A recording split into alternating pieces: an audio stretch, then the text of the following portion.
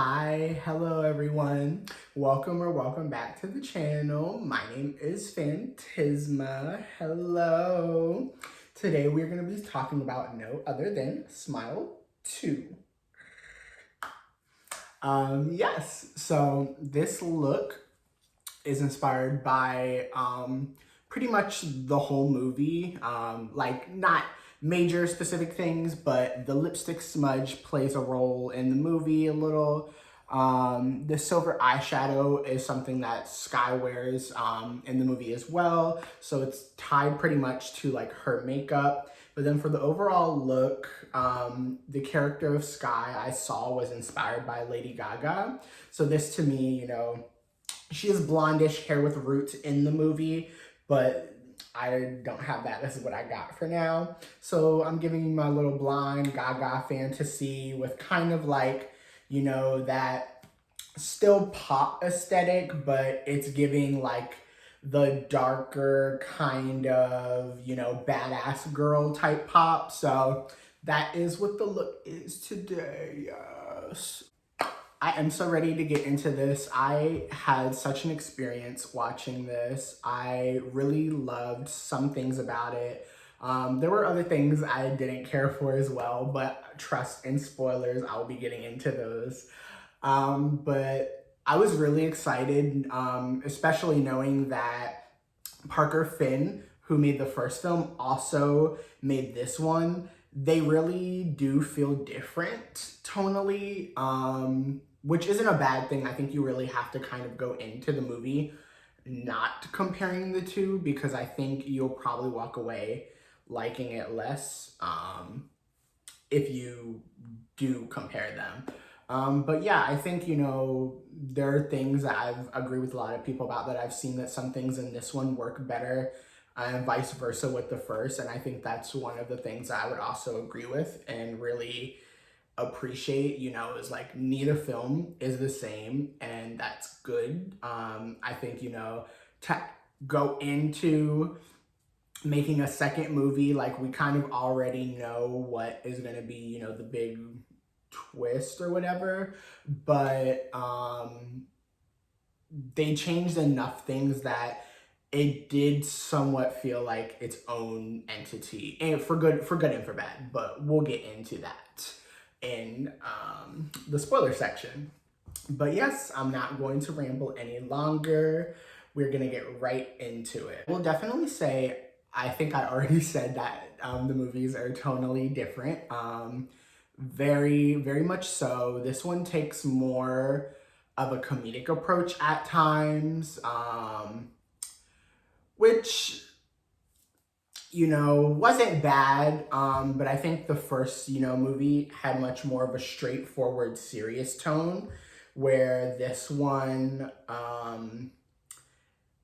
had, comedic moments. I definitely think I wouldn't call the whole movie like kind of like popcorn type horror, but there were definitely parts of it that I also don't want to call it goofy, but just comedic, I guess is the best word. There were moments that it did kind of change tone from serious to comedic at times. And I guess with the just really out there idea to play with this entity that we know, but do it through a pop star, like I kind of have to take myself back and realize like it's not going to be the same tone, especially because you're dealing with a pop star versus somebody who, I believe in the first one, Rose was a psychologist. Don't quote me on that, but somebody in the medical field, where this one is taking a slightly different approach. I really liked the way that they still tackled mental illness in this. It's more leaning into substance abuse in this one, but which is not a spoiler. I'm pretty sure this is like all kind of stuff that you could find out in the movie, even through the trailer. But I really liked, they still kept with the mental illness kind of aspect in the movie. And I really think that both movies handled it pretty well. Like even somebody who struggles with mental illness for many different reasons, being neurodivergent, trauma, just substance abuse and things like that. Like it was something that I really did walk away from and feel like reflective on, and I felt empathy for the character. I felt that in the first one too, but like it still does a good enough job at the storytelling to make you still feel invested and like actually feel sad when things are starting to go to shit. And I like that. Like, you know, I thought Sky was a well-written character. She does have her downs and her, you know, cons to her as well. And we see that a lot in the movie from how she interacts with other friends, family, workers, all of that. And I really liked, you know, overall the way that it was done. So yes, I think that more, not to say, you know, it's the best representation, but there is a lot of horror that really exploits mental illness and doesn't do it in a great way. And even though I love M. Night Shyamalan, he's somebody that, like, the way he tackles mental illness is kind of hit or miss, and it can be exploitative. And I felt like this movie wasn't doing that. It didn't feel like that watching it, at least how I interpreted it. So I really enjoyed that part of the movie. I definitely think that you should watch the first movie before this. Not to spoil, but there are parts of this that do connect to the first one. Well, I don't want to say parts, but essentially, like, there is connection to the first one. And I really think if you don't already know the plot, you should see the first one because it will probably throw off a lot of what's in the movie. It may feel like a shocker to you if you haven't seen the first one, but there are things that we know coming into this movie if you've seen the first one, but there's a lot of things that they do differently in this, even with the lore and adding on to the entity. So one thing I really did, or I should say another thing I really enjoyed about the movie was there were a lot of great and interesting choices for like angles, and different shots in the movie. I feel like some of them are very unforgettable, which I'll talk about more in spoilers as well. But it really did a great job with like making this movie feel cinematic in a lot of ways, especially like the whip pan shots. That's probably my favorite because I felt that was the most effective and they utilized it in the best way. Like they really were smart with that. So that is another thing I really, really, really enjoyed. Getting into a con, or I should say slight con before we get into spoilers. I did think that at times the story did lack flow. Especially, I said earlier, it has some comedic tones at times. But I think like even pacing, I saw other people's reviews that I watched last night and today because I did see the film yesterday on October 30th. I know, almost 2 weeks late since the movie came out, but I did see other people also say that they thought that the pacing was off at times and that it could have been a little shorter. And I think it's 2 hours, what I write here in my notes, 2 hours and 12 minutes. I do agree it could have, in some areas, cut it down a bit, but I think most of everything in the film is very effective and adds to the story and what the main character is experiencing.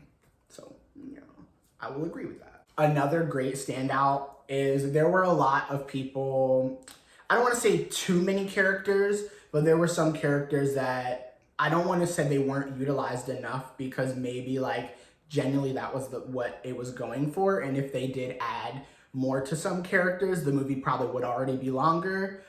But I don't know. I definitely think that at least the acting was really good though. There's like one, I won't say who, but there's one or two characters I think I would have loved to see like at least one or two more scenes from. But the performances overall, whether it was a side character or not, was really well done. Naomi Scott, I have been a fan of hers for a while. I started from seeing her in Lemonade Mouth, so I was really excited to see her all these years later and take on horror. But Naomi Scott was amazing. She was so believable. I felt so sympathetic towards her character the whole movie, even though we learn, you know, some not so great things about her and her personality. I still felt so sympathetic for her the entire movie because of the performance she gave. It was so amazing. Like, there are shots even of her reactions to things that are going to live in my head rent free. It was just so well done, the performances in this movie, even down to the side characters. Like, y'all ate that. I thought that the music was interesting. I haven't listened to the full studio soundtrack for the film. I think New Brain is the only one that I actually took the time to watch or listen to in full before watching the movie.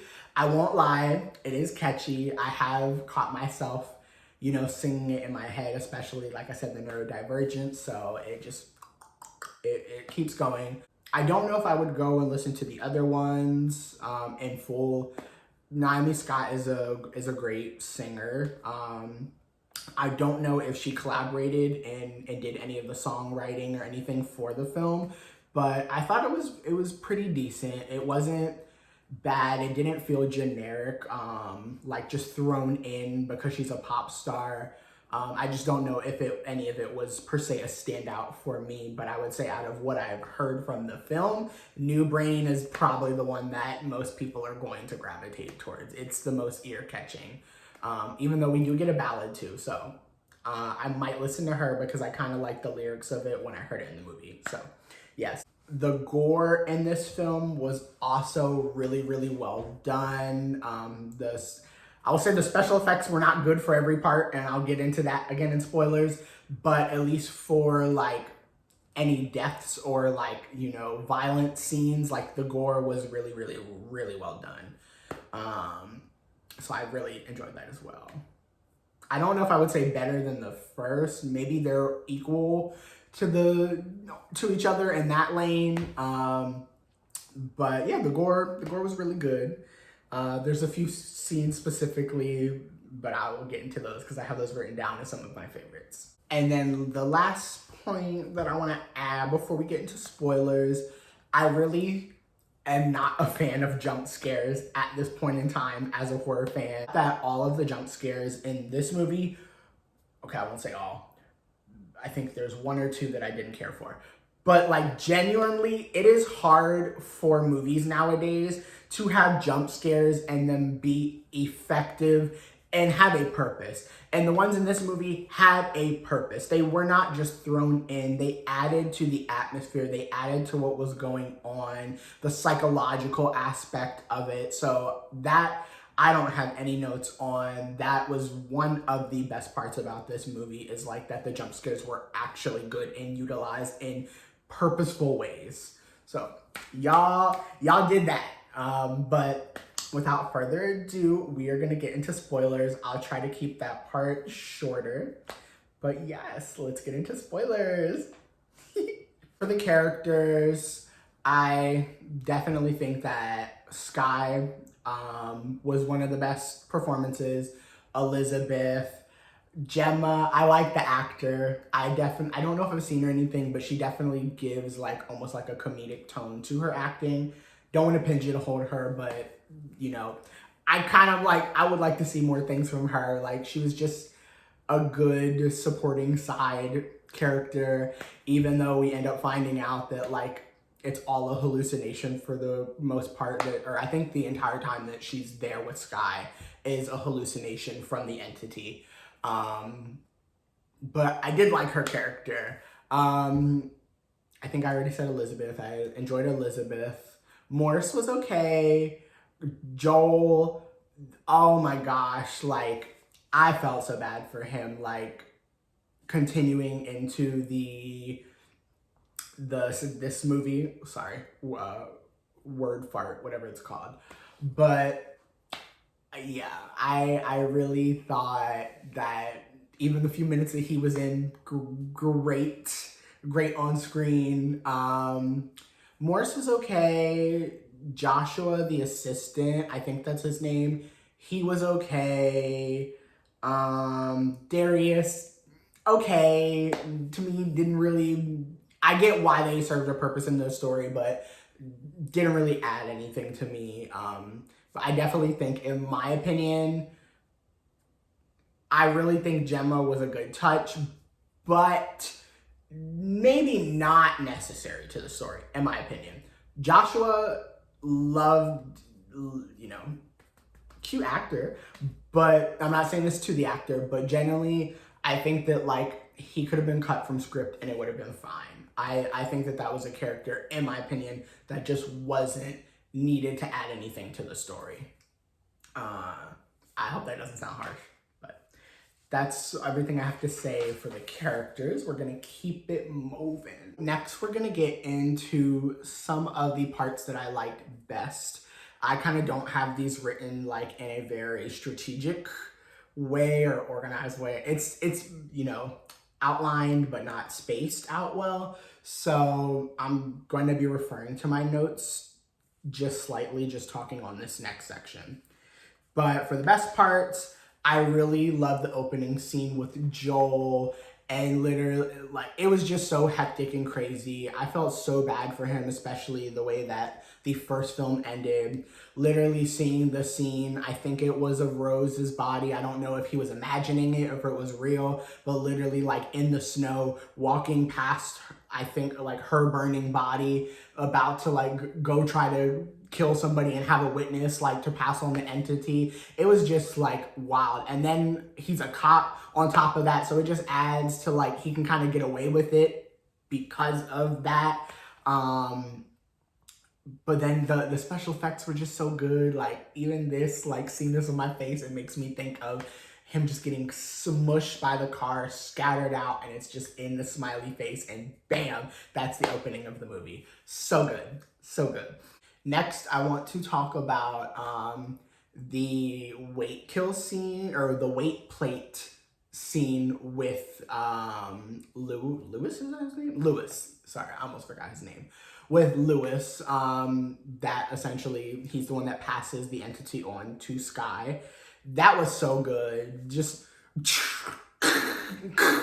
so good, so good, so good, so good, so good. Special, it was to the point, perfect utilage of audio. Special effects were great. Like, the scene didn't go on too long. It was short, sweet, to the point, but effective. I have no notes. Elizabeth, the face stab scene. Oh my God. That was like, I think, a turning. I felt bad for Skye before that, but that was like a turning point for me, that when genuinely I thought that her mom was dead, like, I mean, we knew like she probably was gonna go, but like, damn, like, it was like they took the scene from the first movie where Rose thought she was wrapping a present and killed her cat just to bring it to like her aunt's child's birthday party. Like, wild. But this one took it up another ante. She didn't end up actually doing it, but the fact that like she thought that her mom was stabbing herself in the face, or that it was the entity doing it and stabbing herself in the neck and then in her eye, and then like she stops hallucinating and realizes that she has a knife in her hand, blood is all over her gown, and that she was the one to do it. Girl, that entity really put this woman through the ringer before. But then, you know, we know what happens towards the end. Elizabeth is well and safe. And then the last part of the best that I want to talk about, literally this is gonna live in my head rent free. What about the tour? Fuck the tour! As she's literally escaping out of the wellness facility, trying to flee, and I think it was go to Morris to stop like the entity from taking her over. It was just so good, so good. Like, I don't know why. I don't know if they did that like for clickbait for TikTok or something, but it was funny. I really like that. Fuck the tour. Like, I'm gonna be saying that all the time. Now I want to get into the, harsh to say worst parts, but the parts I didn't like. So we'll say worst parts. Lewis in the mirror behind Skye. I think that this is a part that's in the trailers. It's trying to come off as like trippy, and I just think that the special effects for it didn't work. It just came off like kind of corny, and it wasn't effective in my opinion. I don't know if it was supposed to be scary or not, but it just felt like it really was a moment that took you out of the tone of the movie, and I didn't like that scene at all. At all. And there's a few that made me feel that way, but I did not like that one at all. I also did not like the special effects scene when we were getting the flashback to Skye in the accident and they're crashing off of the bridge, like off the cliff or whatever it's called, of the railing into the trees. The CGI or whatever it's called was so bad. It was so bad. Like, I know the budget was, I think, 28 million, but it was so bad. Like, to me, we could have used a little more budget to make that more realistic. Minor thing, but hated it. Took me out of the movie. Next is when the special effects on the version of Skye, like the accident version of her, when she's trapped in the meat locker, and it just, the fake cartoony looking bulgy eyes, like it didn't even, like it literally looked like something you took from like Pixar or like one of those like cheap photoshops. Like it just wasn't good. It wasn't scary. It came off goofy and it really like took me out. And I don't know if other people disagree, but I just didn't care for it. I didn't like it. Sorry. That was enough. Like, plenty of great to the film, don't get me wrong, but there were some things that like when I go to rewatch this, I'm going to cringe. And that was one of them. Sorry. And then the last one, this is a minor one, and I know that some people probably disagree with this and thought that the scene was effective. I did not like the backup dancer, maybe most of the scene. Once they got to the point where the backup dancers, or it was the entity like taking on the form of her backup dancers in her apartment and they're like all crowded together, it just came off goofy to me. I did not like it. I don't think it was creepy or psychological in any way that like actually did anything. Just for me. Maybe it did something for someone else.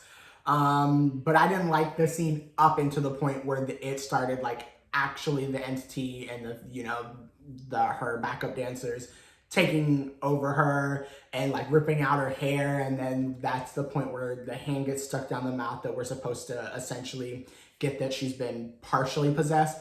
But I still didn't like the scene, like most of it. I'll say like 2/3 of it.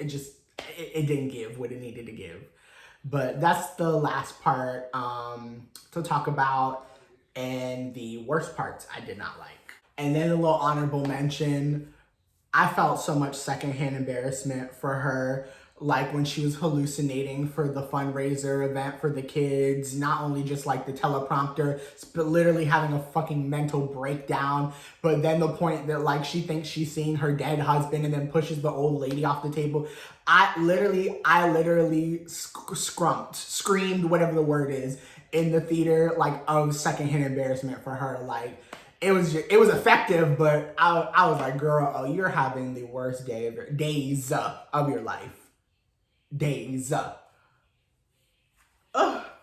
That is all though for the review. If I had to give it stars, I would rate it 3.5 out of 5. I think I would give the first one the same, but I do say I enjoyed the first one a little more.